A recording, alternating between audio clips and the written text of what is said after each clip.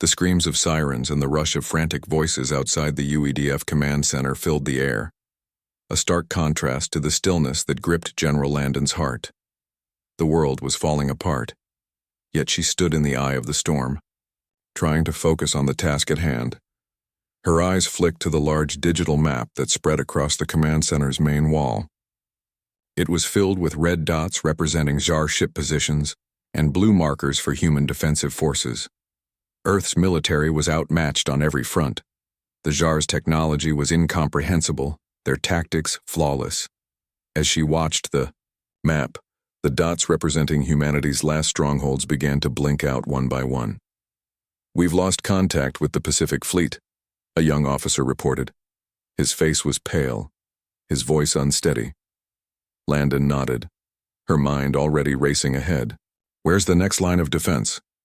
"Europe," another officer replied. "But they won't last long. The Jar have a direct route to the continent's heart. They're moving fast." The words hung in the air like a death sentence. For a fleeting moment, doubt crept into Landon's mind, but she crushed it. This wasn't the time for fear. This was the moment to fight. "Then we take the fight to them," she said, her voice cold but determined. She turned to her second-in-command, Colonel Michael Hayes, a battle-hardened officer whose loyalty was as unwavering as her own. "Get me a live feed from Europe. We need to assess the situation." Moments later, a grainy, chaotic video feed came through. The image was of a shattered city skyline, smoke rising from every corner. The European resistance was already engaged. In skirmishes with the Jar forces, their weapons ineffective against the alien assault. Civilians fled the streets, desperate to escape the relentless bombardment from above. It was hopeless. "We're losing them," Landon muttered, watching a lone soldier try to fire an anti-aircraft missile at one of the hovering Jar ships. The missile exploded mid-air, disintegrated by an energy shield the humans couldn't even begin to penetrate. Suddenly, a voice cut through the desperation. "General, we've intercepted an encrypted transmission from a Jar command vessel," a technician reported, snapping Landon back to the present. "It's a warning. They want Earth to surrender." Landon stepped forward, her gaze sharp. "Put it on speaker." The room fell silent as an eerie, cold voice echoed through the command center. "Humans of Earth, your extinction is inevitable. Surrender now and spare your planet from total annihilation. Resistance is futile. This is your final warning." The message ended, leaving only the crackle of static in its wake. Landon didn't flinch. Instead, her eyes narrowed with a fierce, burning resolve. "If they think we'll kneel, they're mistaken. We don't surrender. We fight. We make them regret ever setting foot here." The officers around her exchanged determined glances. The Jar might have underestimated humanity's will to survive, but they were about to learn a painful lesson. Landon turned to Colonel Hayes. "Mobilize the remaining forces. We'll need every last man, woman, and ship. This isn't just about winning. It's about making sure they know Earth isn't theirs to conquer." Hayes gave a sharp nod, his face set. "Yes, ma'am. But we'll need more than guns and ships. We need a plan." Landon's lips curled into a small, knowing smile. "We've got something better. We've got humanity." Outside, explosions echoed through the streets as the Jar began their assault in full force. But inside the command center, a new sense of unity and purpose was forming. This was the beginning of humanity's resistance, and Landon would see it through, no matter the cost. Because as long as she breathed, she would never let her species fall without a fight. Not today, not ever. In the days following the Jar's relentless strike, Earth was in chaos. Cities that once bustled with life were now desolate ruins, their skeletal remains standing as mournful witnesses to humanity's vulnerability. The initial shock of the invasion had worn off, replaced by a raw, simmering fury that echoed through the hearts of the survivors. Resistance cells were born in the rubble, formed not by military generals or strategists, but by ordinary men and women who refused to go quietly into the dark. General Landon, now at the helm of the remaining UEDF forces, understood the scale of the challenge. The invaders were sophisticated, their weaponry advanced, their numbers overwhelming. Yet as her command center hummed with urgency, one thing became painfully clear. Humanity's greatest asset was not its technology, nor its size, but its unyielding spirit. "We can't afford to play their game," Landon told her officers, her voice sharp. "We've got to make them chase us. Guerrilla tactics. Hit and run. We'll bleed them dry." Colonel Michael Hayes stood beside her, reviewing the same intelligence reports, his brow furrowed.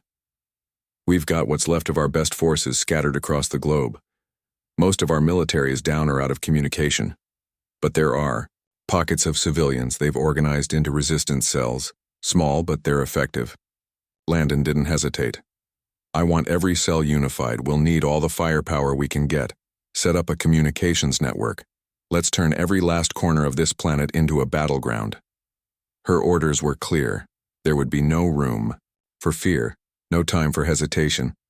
The people of Earth, from the tallest skyscrapers to the deepest rural farmlands, would rise as one.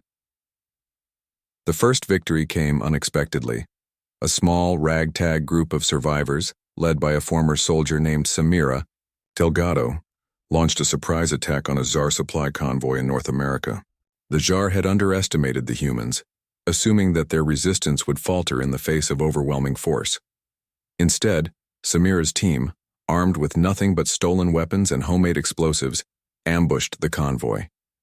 The explosion tore through Tsar armor, and the survivors, 50 strong, retreated into the forests, leaving the invaders to lick their wounds.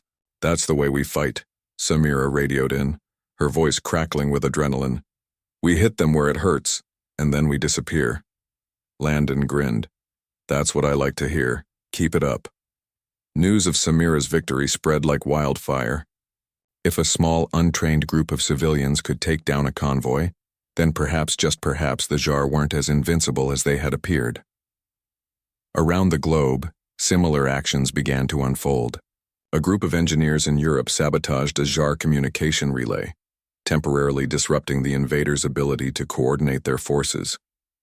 In Africa, a local militia tore through a Tsar fuel depot, using homemade rockets.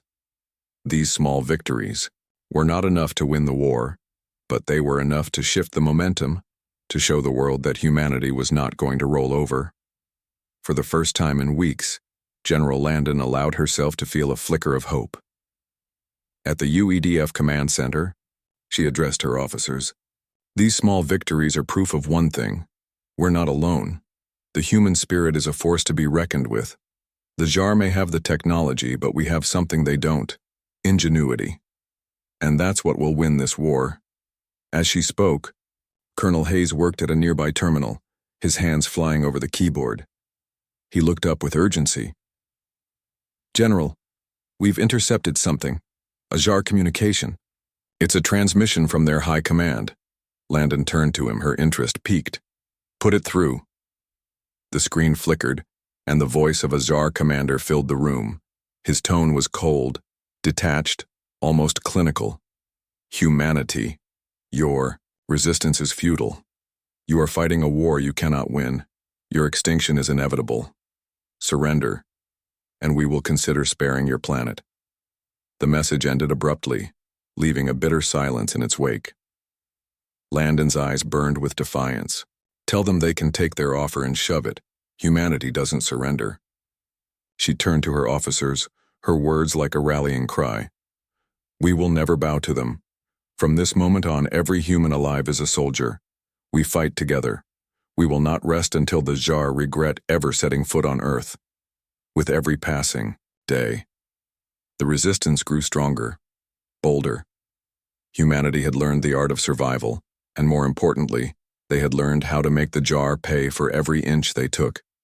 Each victory, no matter how small, was a reminder that Earth was far from defeated. The fight was only beginning, and General Landon would lead it to the bitter end. As the days turned into weeks, the resistance against the Tsar grew more organized, but it was still far from enough to stop the overwhelming might of the invaders. The Tsar's advanced technology remained a constant, formidable threat. Their weaponry was so far ahead of humanity's that it seemed like a hopeless battle. But humanity had one thing the Jar didn't: the ability to adapt quickly, to think on their feet, and to improvise in ways that were utterly unpredictable. General Landon knew this was the key to their survival. If the Jar thought they could just crush the human spirit under the weight of their ships and weapons, they were gravely mistaken. She was counting on humanity's ingenuity, the same creativity that had launched 1,000 revolutions, built sprawling cities, and propelled the human race to the farthest corners of space. Landon stood before a new set of blueprints in the UEDF's command center, her eyes scanning over the schematic for a new weapon. "We need something to take down their energy shields," she muttered to herself. "Anything that can make them bleed?" Colonel Hayes joined her, his face lined with exhaustion but unwavering. "The EMP pulse could disrupt their tech, but it's not enough. We need something that hits them directly." "We're going to turn their own technology against them," Landon said with quiet conviction. "I want a team of engineers, scientists, and hackers. We're going to breach their shields." In the makeshift lab below the command center, the plan began to take shape. A team of engineers and scientists working around the clock began to reverse engineer a Tsar power core recovered from a wrecked scout ship. Dr. Kieran Hayes, a brilliant but unassuming physicist, led the charge. His hands flew over the alien technology as he made intricate modifications. "There's one weak point," Dr. Hayes said, his voice strained with concentration. "The Tsar's shields have a resonance frequency. If we can match it, we'll be able to destabilize the energy field. It won't be easy, but we can do it." With their limited resources, the human team worked tirelessly, using what they could scavenge: improvised weapons, repurposed satellites, and damaged Tsar tech. Within days, they had a prototype, a makeshift pulse cannon designed to overload the Tsar's shield generators. Meanwhile, humanity's guerrilla forces were keeping the Tsar on edge. A series of sabotage missions were launched across the globe. In the dead of night, resistance cells in the Pacific took down a Tsar communications tower, crippling their ability to coordinate. In South America, a group of hackers infiltrated a Tsar command network, stealing valuable intelligence and sending disinformation that threw the invaders into disarray.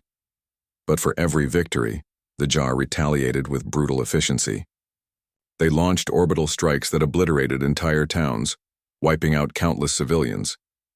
The resistance was being whittled down, but as the world burned, one thing remained clear: humanity would never give up. The turning point came when the Tsar, confident in their superiority, began to consolidate their hold on Earth's major cities. General Landon saw an opportunity. The pulse cannon was ready for its first trial, and the target was a Tsar warship docked above New York City, one of their largest command ships. Landon gathered her commanders, and the plan was set into motion. The city's skyline was still shrouded in smoke from previous battles, but there was a fire burning inside her that matched the fury of the storm. "This is our chance," she said, her voice unwavering.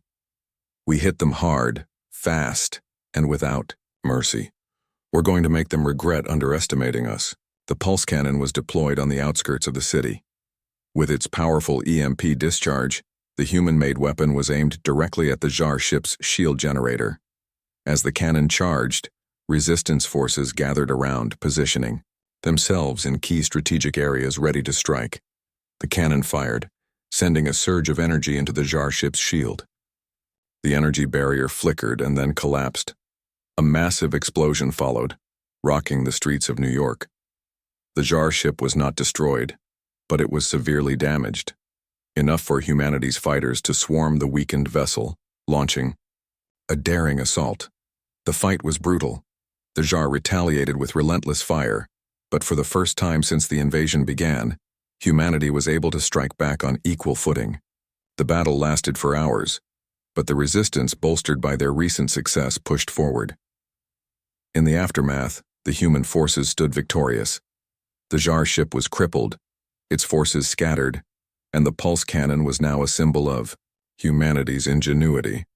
It was a small victory in the grand scheme of things, but it was a victory nonetheless, and the first real proof that the Tsar were not invincible.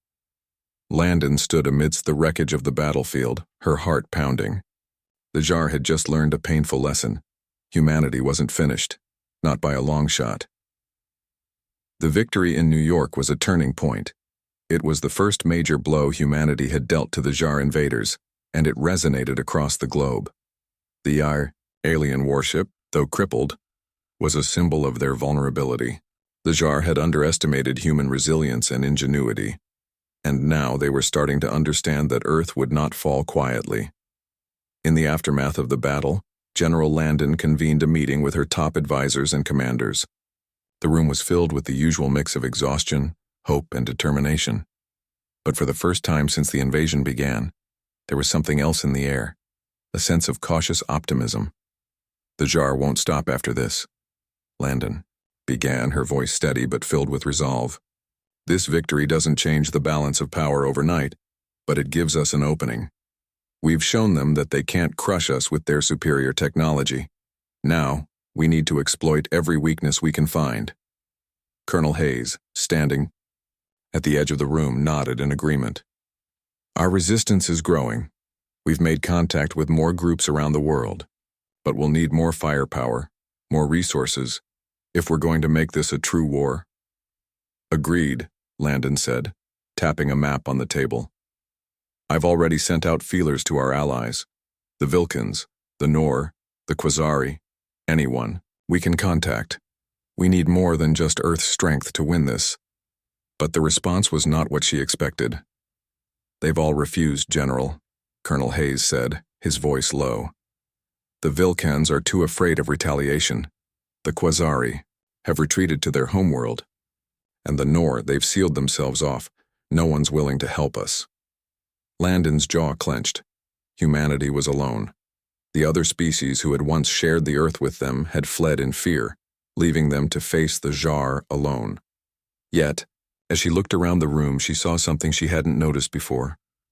A fire in the eyes of her officers and soldiers.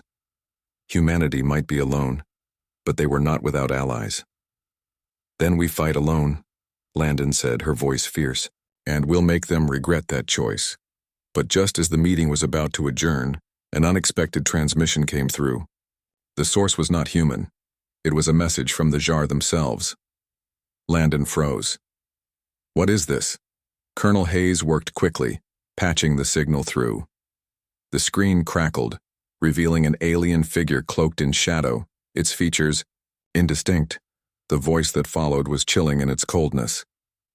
General Landon, humanity has proven resilient, the Jar leader said, its tone calculating. However, your victory in New York was a mistake. You are no longer a threat. You are an obstacle. We will eradicate your species, just as we have done with others. But there is one thing you should know. The figure paused, as if savoring the moment. You are not alone, General. Your fate has already been decided.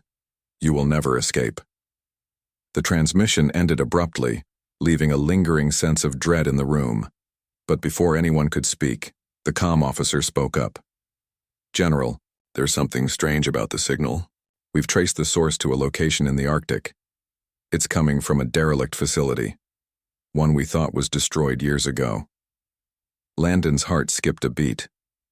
The Arctic had been the site of a long-abandoned human research outpost, one that had been presumed destroyed in an early Jar assault. But now it appeared the Jar were hiding something there, and it was too important to ignore. She turned to her team. Prepare a strike force. We're going to the Arctic. The team, a mix of elite soldiers and engineers, set out within hours. The journey was perilous, with freezing temperatures and constant dangers from both the Jar and the harsh terrain. But the team pressed on, driven by the knowledge that the Jar had something hidden there, something that could potentially change the tide of the war. As they neared the facility, a strange sense of unease settled over them. The place was eerily silent, the facility nothing more than a crumbling ruin surrounded by ice and snow. But as they moved inside, they discovered something that stopped them in their tracks. Beneath the rubble inside the shattered walls of the research outpost was an alien ship, a ship unlike anything they had ever seen. It was a hybrid, a fusion of human and Jar technology, and it was operational. Landon's mind raced. This was no ordinary discovery. This was a game changer. The Jar didn't just invade, Landon muttered under her breath. They've been planning this for years. The team got to work extracting vital data from the ship's systems. What they uncovered was beyond anything they could have imagined. The Jar had been in contact with certain human factions long before the invasion, collaborating on technology that would eventually allow them to conquer the planet. But the discovery also held something else. A weapon, one capable of turning the tide of war. It was a last-ditch effort, something humanity could use to turn the tables on their alien oppressors. With this newfound knowledge, the resistance was no longer just fighting to survive. They were fighting to win. Landon looked at the team, her eyes burning with resolve. We're taking this fight to the Jar. This war ends now. The Arctic facility was more than just a secret. It was humanity's last hope. The hybrid ship they had uncovered was a marvel of alien technology fused with human ingenuity. General Landon stood before it, her mind racing. This ship, capable of interstellar travel and with weaponry that could rival the Jar's, was the key to everything. If they could reverse engineer its systems and weaponize it, they might just have the upper hand in this war. But there was a catch. The ship's technology was far too advanced for even the brightest human minds to understand fully. Still, Dr. Kieran Hayes, the scientist who had been instrumental in modifying the Jar pulse cannon, was already hard at work trying to decode the alien tech. His eyes gleamed with the same burning drive Landon had seen in her officers just days before. We're going to need a miracle to make this work, Dr. Hayes muttered, his hands flying over the console. This ship is more than just a weapon, it's a library of knowledge. If we can unlock even a fraction of what's stored in its systems, we might be able to turn the tide. Landon's gaze never wavered from the ship. Then we'll unlock it. If anyone can figure this out, it's us. The days that followed were grueling. The team worked around the clock, studying every inch of the ship's technology. They discovered a set of encrypted data files, ones that had been hidden in a series of complex algorithms that seemed almost impenetrable. Dr. Hayes was relentless, cracking the encryption bit by bit, while other engineers worked to make the ship functional enough for a battle. But the clock was ticking. The Jar had not taken kindly to humanity's growing resistance, and they were already preparing for the final phase of their invasion. Reports came in from every corner of the globe. Cities had been leveled, and large portions of Earth's remaining military forces were either wiped out or holed up in remote locations. The Jar's relentless assault showed no sign of stopping. But Landon had a plan. She wasn't going to wait for the Jar to finish their conquest. No, this time they would take the fight to them, to the heart of the Jar fleet. We have one shot, Landon said, standing before her commanders. We launch a coordinated strike against their central command ship, the one responsible for their coordination on Earth. If we can disable it, the Jar will lose their grip on the invasion. It will create chaos that we can use to our advantage. Her officers nodded, but their faces were grim. The Jar's central command ship was heavily protected, and its firepower was unmatched. The mission was risky, perhaps suicidal, but Landon's resolve was absolute. She knew that if they didn't act now, humanity would have no future. Dr. Hayes entered the room, his face more haggard than before. General, we've got something. The ship's systems, they're not just weaponized. There's something more here. A power core, an energy source that could give us the leverage we need. But it's unstable. It's volatile. If we can harness it, we'll have the firepower we need to destroy the Jar command ship. But as if we don't handle it right, Landon's expression hardened. If we don't handle it right, we lose everything. But I'm not leaving here without a chance. We don't stop now. The hybrid ship's power core, a fusion of Jar and human technologies, was their key. But its power was unpredictable, capable of wiping out entire cities or providing the energy necessary to breach the Jar's impenetrable defenses. The plan was simple. Use the energy core to launch a precise strike at the central command ship. The ship was shielded but not invulnerable. However, the power core wasn't just a weapon, It was a lifeline, one that would change the fate of the entire war, or end it in one catastrophic explosion. Landon gathered her forces for the mission. The team that had uncovered the ship was now their most trusted unit. Among them were engineers, soldiers, and even civilians who had become warriors in their own right. They would travel to the heart of the Jar fleet, risking everything to ignite humanity's last hope. As the strike force boarded the hybrid ship, Landon gave one final command before they departed. We're not just fighting for our survival. We're fighting for every future generation. We take this fight to them and we bring it home. The hybrid ship roared to life, its systems humming as the energy core powered up.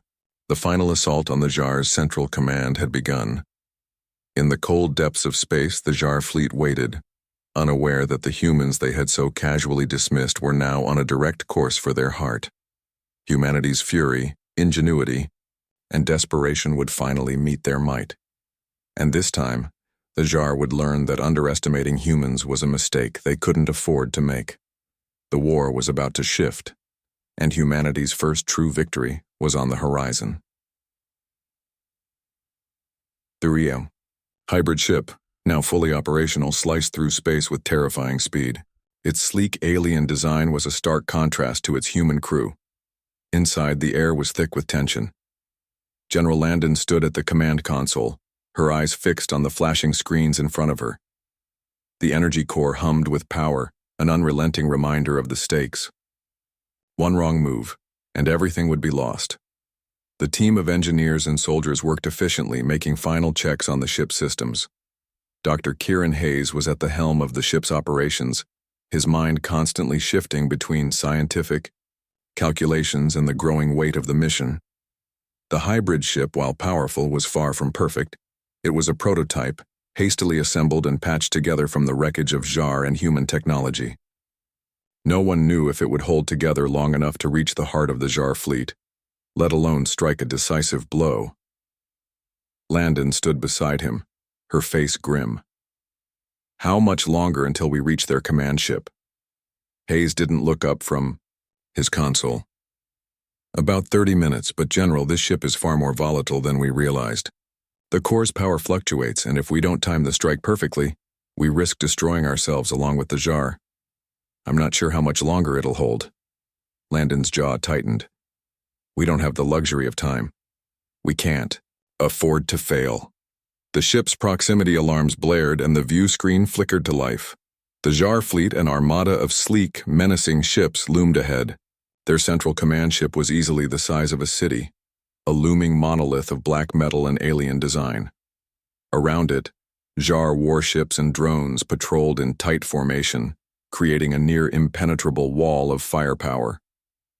We're not going to make it past them without being noticed, one of the resistance officers, Captain Ruiz, said, his voice tight with tension. Landon nodded. We don't need to sneak past them. We just need to get close enough. Once we've disabled their shields, we'll make our move.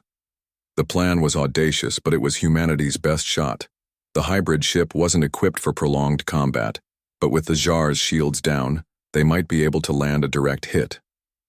However, the closer they got, the more dangerous the mission became. Jar warships immediately began to close in, their weapons targeting the hybrid ship. "Brace for impact," Hayes shouted. The ship shuddered as a blast of Jar energy fire slammed into the hull. Warning lights flashed across the bridge as alarms screamed, but the hybrid ship held together. The hybrid technology was more resilient than they expected, but the Jar were relentless. Another barrage of fire erupted from a nearby warship, narrowly missing their engines. "We need to get out of their line of fire," Captain Ruiz yelled, grabbing the control panel and trying to steer the ship away from the attack. "Don't pull away," Landon barked. "Keep moving forward. We're almost there." As the ship weaved through the Jar's assault, Landon could feel the tension mounting. The hybrid ship's thrusters were strained and the hull was beginning to show signs of damage. The Jar ships were closing in, their weapons ready to finish the job. They were seconds away from being overwhelmed. "We're losing power," Dr. Hayes yelled from the back of the room. "The core is unstable. We need to do this now." Landon's eyes scanned the tactical map, pinpointing the Jar command ship's weak spot, a vulnerable energy conduit that powered its shields. If they could breach it, the entire fleet would be thrown into chaos. But they had to hit it precisely, or they would be obliterated. "Do it," Landon ordered. With a deafening roar, the hybrid ship's pulse cannon charged. The ship's artificial gravity systems flickered under the strain as the power surged. The core's unstable energy reached its peak, and Landon held her breath. She could feel every second stretching into eternity. "Fire!" A blinding beam of energy shot out from the hybrid ship, streaking through the darkness of space like a comet.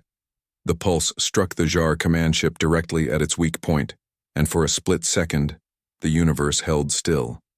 Then, the Jar ship erupted in a massive explosion, a shockwave of light and fire spreading outward as the shields collapsed. The surrounding Jar warships faltered in their coordination, disarray rippling through their ranks. For a moment, the Jar seemed disoriented. Landon allowed herself a brief, victorious smile. This was their opening, but their victory was short-lived. In the wake of the explosion, Jar warships began to close in, more furious than ever. The hybrid ship's systems groaned under the pressure, its shields faltering. "We're not out of this yet," Captain Ruiz shouted, trying to maneuver the ship as more enemy fire poured in. "We can't outrun them," Hayes said, sweat beading on his forehead. "Not with this much damage." Landon gripped the edge of her command seat, her mind racing. They had dealt the Jar a significant blow, but they weren't safe yet. The resistance needed more time to capitalize on the chaos. "Evacuate the crew," she said, her voice suddenly cold. "We've done what we came here to do. Now it's time to finish it." With a hard final glance toward the ship's monitors, Landon turned and began making her way to the escape pods. The battle wasn't over, but the war had taken a decisive turn. Humanity's first true victory had been won, but it had cost them dearly. As she prepared to leave the hybrid ship, her heart still pounded in her chest. The Jar had been wounded, and they would never forget the day humanity fought back. There was still a long road ahead, but Earth was no longer a conquered world. It was a battleground, and humanity was ready for whatever came next.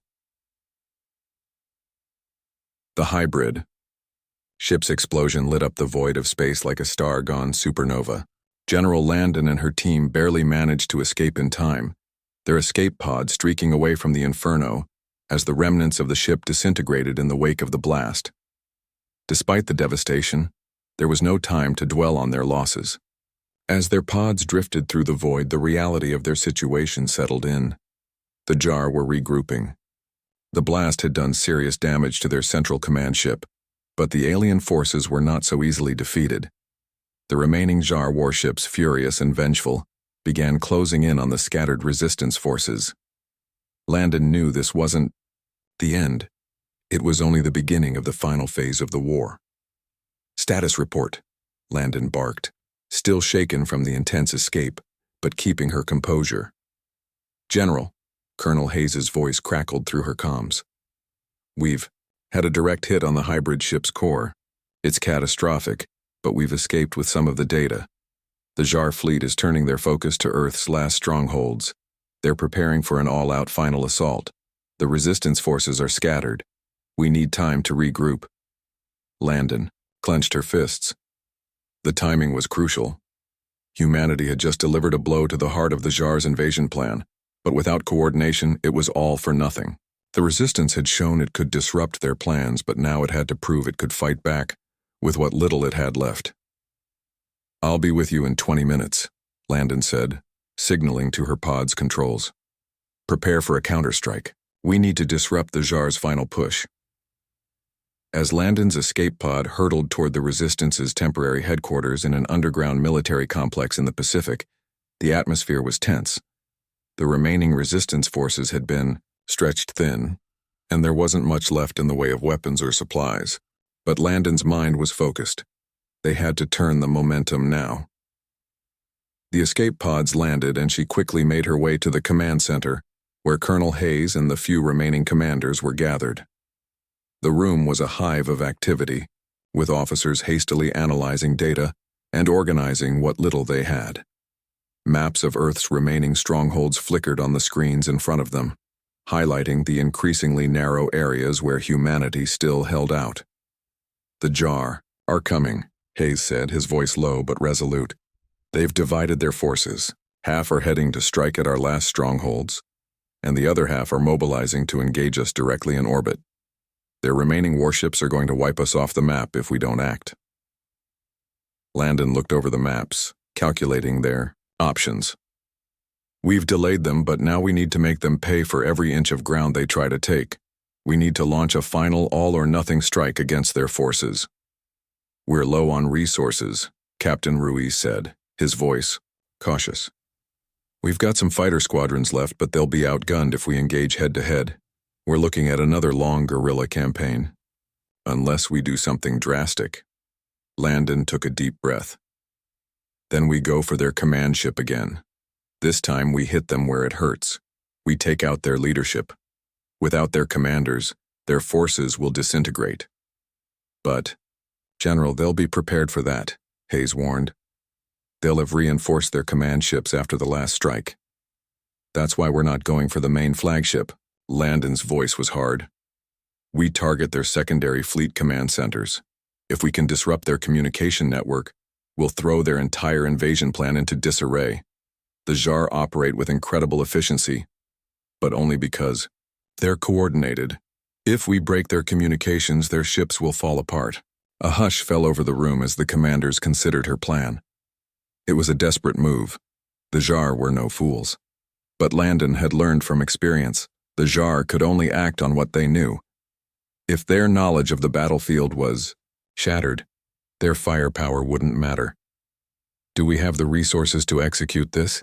Captain Ruiz asked, breaking the silence. Landon nodded. "We can do it. We'll split our forces. A small strike force will infiltrate their communications hub while the rest of the resistance keeps their fleet occupied. We'll need to act fast and hit them hard. We'll need a distraction," Ruiz added.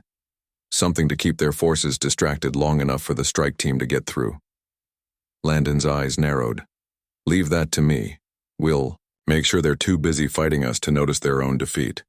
In the hours that followed, the resistance forces mobilized with a renewed sense of urgency. Humanity had taken their best shot at the Jar, and though they had been struck hard, they had shown that they were anything but broken. The strike team, made up of the best and brightest from across the remaining resistance cells, was ready. Landon would lead one portion of the forces to create the chaos they needed. The rest of the team would launch a direct assault on the Jar's secondary communication hubs, hoping to sever their coordination in a final, high-risk play. The moment arrived. As the resistance forces began their attacks, Landon's voice rang out on the comms. "This is it. This is our moment. We fight for Earth, and we fight to win. Push forward, for humanity." The chaos began to unfold. In the depths of the Jar fleet, the communication systems began to falter. As the resistance poured everything into their counterstrike, the Jar found themselves grappling with an enemy that was not only fighting back, but learning, adapting, and striking with ferocity they had not anticipated. And just like that, the balance of the war began to shift. The Jar were starting to realize that humanity was no longer the prey, they were the predators. The chaos that erupted across the battlefield was nothing short of overwhelming. As the resistance forces launched their coordinated attack, the Jar fleet, once so certain of their superiority, was suddenly thrown into disarray. Communications between their warships began to sputter, their commanders scrambling to regain control. The crackling sound of desperation filled the airwaves as human fighters, led by General Landon, assaulted the Jar's weakened lines. Landon, in the thick of it, maneuvered her ship with ruthless precision. Her crew worked in perfect synchrony, coordinating with the scattered resistance forces. The hybrid ship's hybrid weapons, though damaged, had been salvaged and were now turned against the very fleet that had sought to crush humanity. The power core, while still unstable, pulsed with a new fury, and Landon knew the Jar would regret underestimating Earth's resolve. "We've got them off balance," Captain Ruiz's voice crackled over the comms, as a barrage of Jar fire narrowly missed their ship. But they're starting to regroup. We don't have long before they realign their fleet. Landon's pulse quickened. The window for their victory was narrowing, but she had no intention of letting the Jar regroup. The distraction had worked. The Jar were no longer fighting, with the deadly efficiency they had been. Without their network intact, their coordination faltered. But if they could retake control of their command hubs, they would be back to their full strength in moments. The resistance had to act fast. "Keep them off our back for as long as you can," Landon ordered, her eyes never leaving the battlefield. "I'm going for their central hub. We end this today." Her ship surged forward, weaving through incoming fire as it made a direct beeline for the Jar flagship's secondary command ship. It was heavily defended, a fortress in space, but she could see its vulnerabilities now. The strike team had done its job. The Jar were struggling to communicate, their shields faltering, their defense systems glitching. With a sharp breath, Landon punched the throttle, sending her ship into a devastating arc that brought them within firing range of the Jar command ship's outer defense ring. The ship's pulse cannon charged once again, glowing bright blue, and with a violent burst of energy the attack tore through the Jar's shield array.